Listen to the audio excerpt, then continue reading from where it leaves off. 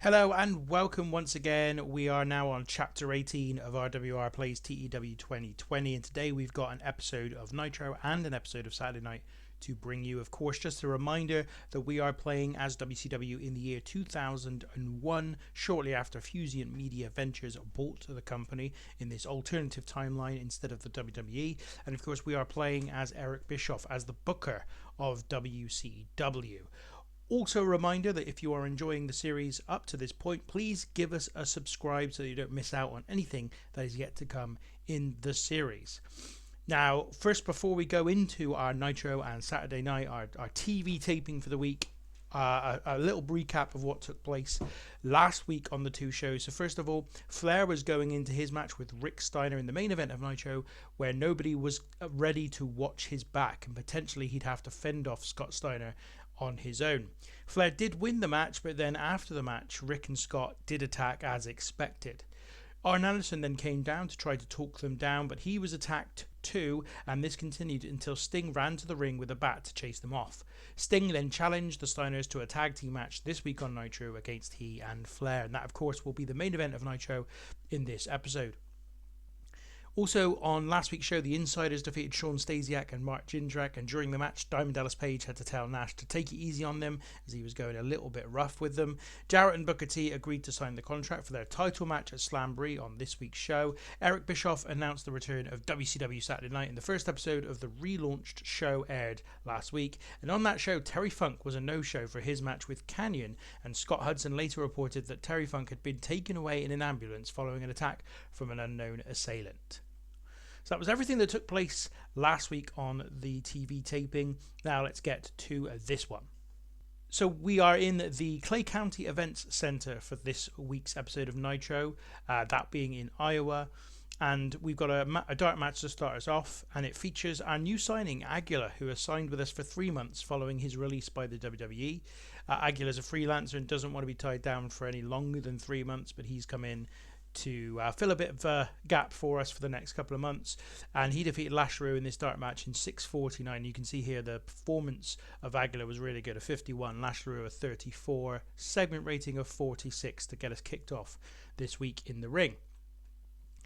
So on to Nitro proper, and we begin with Kevin Nash in the ring. The show begins with Mike Tenay saying that WCW has a bit of an incident taking place right now as Kevin Nash has come to the ring unscheduled and has a microphone. When the camera pans up to Nash, he starts by saying that 3 weeks ago he and Diamond Dallas Page were screwed at the tag team titles by an incompetent referee. He says that he made a mistake by putting his hands on that official and paid for that with 1 week's salary and a suspension. But he then says that Eric Bischoff needs to make it right by giving the Insiders a rematch for the tag titles at Slamboree. Otherwise, his precious Nitro 300 episode is going to be him in the ring, sat on a chair all night.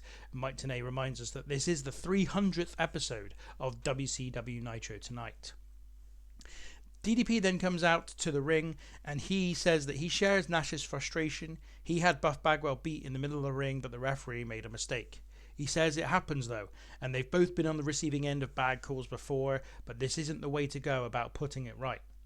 DDP says there are guys in the back waiting to come out for their matches. There are millions of fans at home waiting to enjoy the show. He suggests that they go backstage and sort this out with Bischoff. Nash responds by saying that he isn't taking this backstage where Bischoff can fob them off with some crap about the WCW Championship Committee. He wants him out here now. So a couple of good segments here with Kevin Nash and DDP. Eric Bischoff then comes out and says that 3 weeks ago, Kevin Nash committed one of the most egregious acts he's ever seen in a wrestling ring when he shoved poor Billy Silverman out of it. He continued that the fact that Nash thinks he has the right to anything after that beggars belief. He says, however, that he is in no mood for Nitro 300 to be derailed, and while he could have security come down there and throw Nash out, he wants to make something valuable out of this mess. He says, therefore, that Nash and DDP will get their title shot at WCW Slamboree in 2 weeks' time, but they will have to earn it. If they can each win a singles match next week, with Nash facing Bagwell and DDP facing Lex Luger, they will face the champs for the tag team belts. But if either one of them lose, they don't get anything.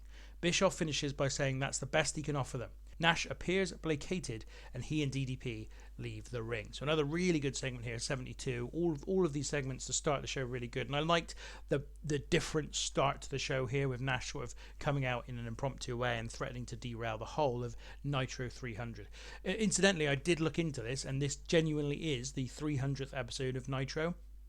The last Nitro in actual history was the 286th edition, and then we've done 13 episodes since. This is the 300th episode of Nitro as we go through this. Next up, we have a match between Shane Helms and Chavo Guerrero Jr., a match to determine the next challengers to the Great Sasuke's Cruiserweight title. And in a decent match, Shane Helms, the former champion, defeated Chavo Guerrero Jr. in 10 minutes 48 by pinfall for a segment rating of 59. So a really strong match here. Shane Helms had an in-ring performance of 56, Chavo a 49. And I think in particular, Shane Helms and the general Cruiserweight division has improved in quality overall since we've been going. So I'm pretty happy with that. So Shane Helms is the winner, and he will face Great Sasuke at some point in the future for Sasuke's Cruiserweight title. In the next segment, we have Cara Slice in an interview. Scott Hudson is backstage with her, and he asks how she's feeling about the women's title round robin and her record so far, with 1 win and 1 loss. Slice says that there's a long way to go, and despite losing last week, she is happy with the start she has made. Hudson then asks Slice what she knows about her opponent on WCW Saturday Night this week, Kana. Slice says that she has seen Kana in action the past few weeks and knows that this will be a tough challenge for her.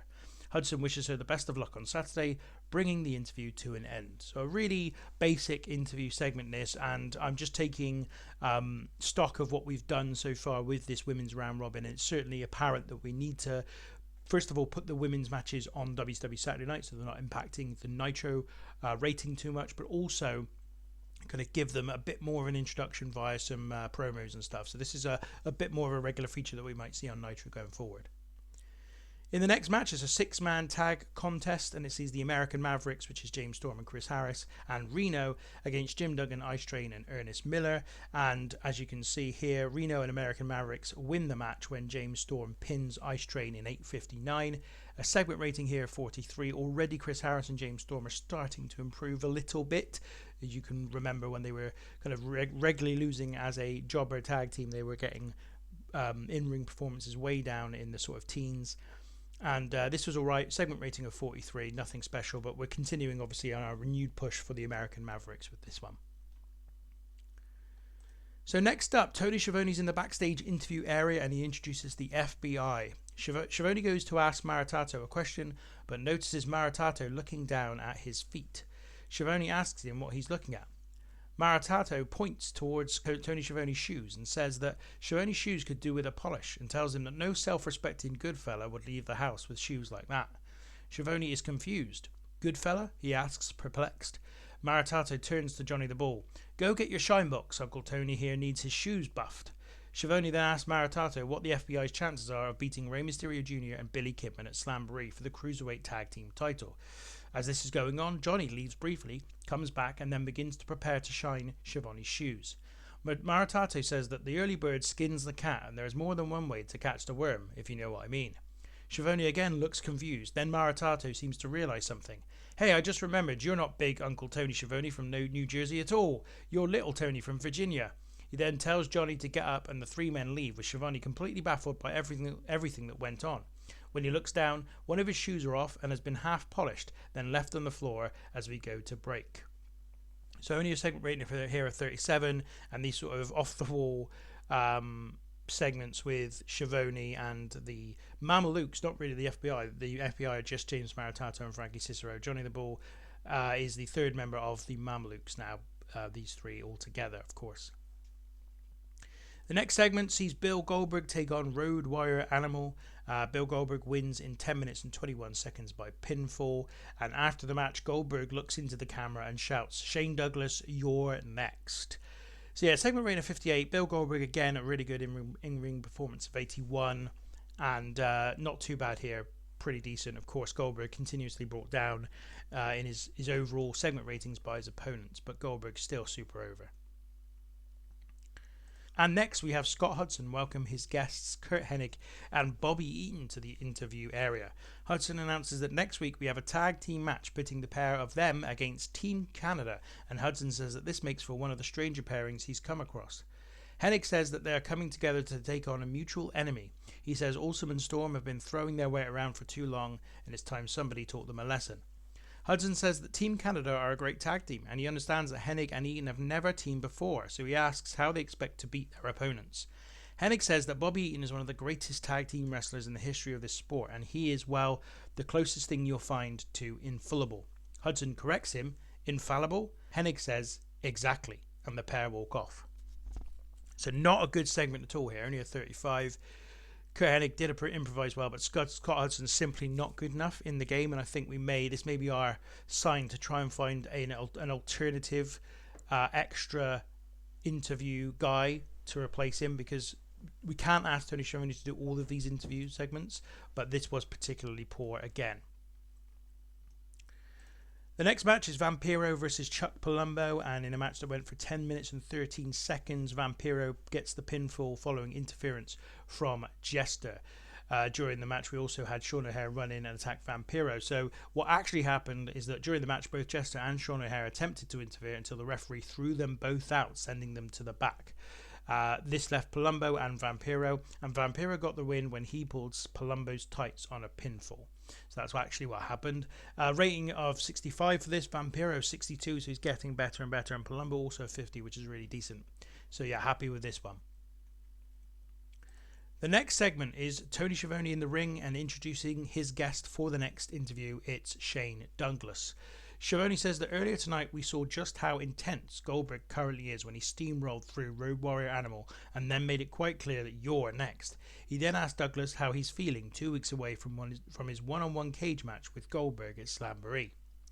Shane Douglas says that the franchise is feeling unconcerned. He says that Goldberg already learned what he was all about all the way back at the Big Bang when he beat him 1-2-3 smack dab in the middle of the ring, and at Slamboree that cage is only going to ensure that he wins again. Schiavone says that he's surprised at the confidence Shane Douglas has going into the match and suggests that must mean that Douglas has a plan up his sleeve. Douglas says no plan, then looks at his arms and says no sleeves. But he says that the one thing that is sure about the franchise is that he always finds a way to get the job done, and at Slamboree it will be no different. So a segment rating here of 68. Shane Douglas and Tony Schiavone did well, although it also says Tony Schiavone didn't do so well, so that's another case of the strange contradictory notes underneath. But yeah, segment rating of 68, that's pretty good stuff. So then we go ringside with Mike Tenay and Jerry the King Lawler, and Tenay says that there's still plenty to come on Nitro 300. He says we have the massive main event featuring the Steiner Brothers against Ric Flair and Sting, and not to mention the contract signing for the main event of Slamboree between WCW champion Booker T and Jeff Jarrett. Jerry Lawler says he can't believe the news he heard earlier tonight when Eric Bischoff sanctioned 2 matches for next week's Nitro, Lex Luger versus DDP and Buff Bagwell versus Kevin Nash, and if the Insiders win both matches, they will face the tag team champions at Slamboree. Tenay then says he wants to turn his attention to Terry Funk, who was attacked by a mystery assailant on Saturday night this past weekend, and says that Funk has been discharged from hospital and is back home at the Double Cross Ranch. The word is that there are no major injuries, but that Funk has been given the week off and will be back next week to explain what happened. Tenay then says that just announced Vampiro and Jester, the Gothic Collective, will face Sean O'Haire and Chuck Palumbo at Slamboree. So again, another segment of rating of 63. These two pretty much always do around 63. So it's a pretty bankable little segment, this one. Okay, so then we have a 4-way match, and it's a match for the number 1 contendership to the United States title, currently held by Mike Awesome. During the match, Lance Storm and Curt Hennig fight through the crowd and therefore don't factor in the finish, and the finish comes when Dreamer DDTs Kanyon and gets the pin in 14 minutes and 39 seconds. It's had a segment rating of 64. Lance Storm was excellent with a 69. Curt Hennig was also pretty good with a 60. In fact, everyone was pretty good here. Tommy Dreamer gets the win after pinning Kanyon, who was off his game. Yeah, pretty happy with that. So Tommy Dreamer is now the number 1 contender to Mike Awesome's United States title. So next, Tony Schiavone is stood in the ring with Eric Bischoff, and a table has been set up for the contract signing. he welcomes the WCW World Champion Booker T to the ring. Then he introduces the challenger, Jeff Jarrett. Jarrett comes out with John Cena and Mike Sanders, both wearing suits. When he arrives in the ring, Booker asks what Sanders is doing there. Is he another Jarrett bodyguard? He asks sarcastically. Jarrett says no. Mike Sanders is here in his official capacity as lawyer. Schiavone asks what credentials Sanders has to practice law. Sanders says he passed the bar in Guam following 4 years earning a distinction at the University of American Samoa Law School. Jarrett says that Sanders is here to do one final check over the details of the contract. Sanders begins to review the document again, and meanwhile Jarrett says Booker T can't square him out of this match now. As soon as that document is signed, it's official. Sanders then tells Jarrett something inaudible to the audience, and Jarrett nods his head. Jarrett then says that Sanders has checked and everything that has been agreed is in the contract. He then signs it and passes it to Booker. Booker T signs the contract with minimal fuss. So segment rating here of 63. Performance of Booker T was fantastic. Jeff Jarrett also came out looking excellent. Tony Schiavone looked dreadful, but Bischoff was good. John Cena didn't look great. Jeff Jarrett was superb, working without script. Mike Sanders did a masterful job. Still only a 63 despite all of that green, but yeah, still pretty happy with the overall segment here. After they have signed the contract, Sanders then checks the document following Booker's signature and nods to Jarrett. Jarrett subtly motions to Cena, who then launches himself at Booker. Booker tries to fight him off, but soon all three men are on him and Booker gets a beatdown. Jarrett picks up the title, then raises it above his head before dropping it down onto the prone body of Booker. So this one only a segment rating of 56. John Cena looked lost out there, but hopefully all of this will improve Cena's overall popularity and of course his experience levels. And then we get to the main event, the tag team match between the Steiner Brothers and Sting and Ric Flair. And Sting and Ric Flair get the surprise victory in 19 minutes and 5 seconds when Sting pins Rick Steiner. Segment rating here of 82. Flair and Sting celebrate their victory as Nitro 300 goes off the air. The two of the men who faced each other in the first ever Nitro raise their hands together at the end of the 300th episode. Steiner had an in-ring performance of 96. Rick Steiner is 75, Ric Flair in 83, so he's still in phenomenal form, and Sting 78. This is, I think, the best match we've seen so far in the new WCW. A really, really good match to finish Nitro 300, so we've got to be happy with that. And that is the whole of Nitro 300, another show which has increased our popularity everywhere, an overall rating of 75, which is really good. A great match between the Steiner Brothers and Sting and Ric Flair. A really decent four-way match for the number one contendership to the United States title. A great match between Vampiro and Chuck Palumbo as well. Just generally very happy with that episode of Nitro indeed. So that is the end of the show. And now I'm going to go away for a few minutes whilst I book WCW Saturday Night, and then we'll be back with all of the happenings there. So the attendance for this week's TV taping was 1,705, and that's confirmed. Now we're into Saturday night. And we start the show with Diamond Dallas Page versus Shawn Stasiak. A decent little match here. Segment rating of 57. DDP, a rating of 67. Shawn Stasiak of 42. Then we have an angle featuring Vampiro and Jester. They are interviewed about their coming match against Sean O'Haire and Chuck Palumbo at Slamboree, and Vampiro and Jester just hype up the match ahead of that contest in just over a week's time. Just to say, I'm going to try and skim through these Saturday nights because they're not going to offer huge amounts in terms of the overall stories. They're just a way, it's just a B show basically. A segment rating of 60 anyway for this one. Then Cara Slice faces Kana, and Kana defeats Cara Slice here. The best women's match we've had. Segment rating of 20. Cara Slice in 18, Kana at 26. Really pleased with this one. Yes, and Kana gets the victory. So maybe those interviews that we've got to hype up the matches are going to do their job, which is a really good news. Then we have Rey Mysterio Jr. and Billy Kidman again in another interview where they are hyping up their match with the FBI, Frankie Cicero and James Maritato. Segment rating here of 29, not good at all. Neither Billy Kidman or Rey Mysterio Jr. was any good. Scott Hudson apparently did all right, so maybe, just maybe, I don't know, Mysterio and Billy Kidman just performed really poorly, I think, here. Then we had Chaos Theory in their second match since joining WCW. That's Mikey Whipwreck and Yoshihiro Tajiri beating Matt Bentley and Sean Daivari, just a couple of jobbers for this one. Segment rating of 28, just to give Tajiri and Whipwreck another victory and a little bit more popularity a boost. 7 minutes and 17 seconds, Mikey Whipwreck pinned Matt Bentley.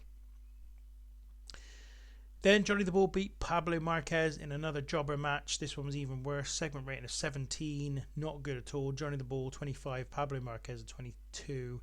But they didn't have any investment in it, the crowd here.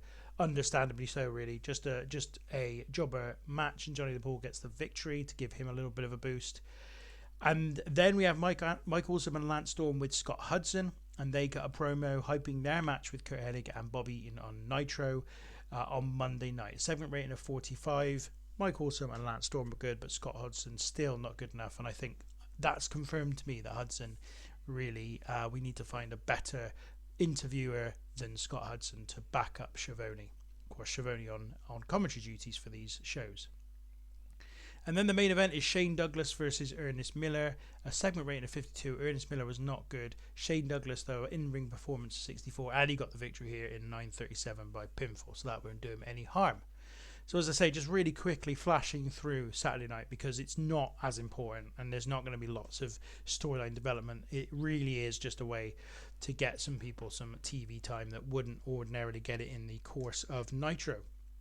So that brings us to the end of this week's episode of Nitro and Saturday Night. We've got one more week's worth of shows, one more TV taping basically, until we are at Slamboree, our August pay-per-view. That's how far we've come. Just having a quick look at Raw, which I sometimes like to do, and show rating of 86. They've been a little bit lower in terms of their overall show ratings as of recently.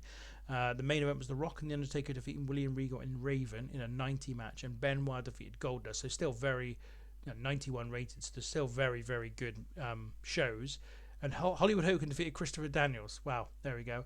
So yeah, still very good shows, but ultimately not quite at that sort of top level they were at a couple of weeks ago. And there's another bit of news there. Honky Tonk Man is calling time on his active career, so I think he's going to stop being a wrestler finally. So that's everything for me today.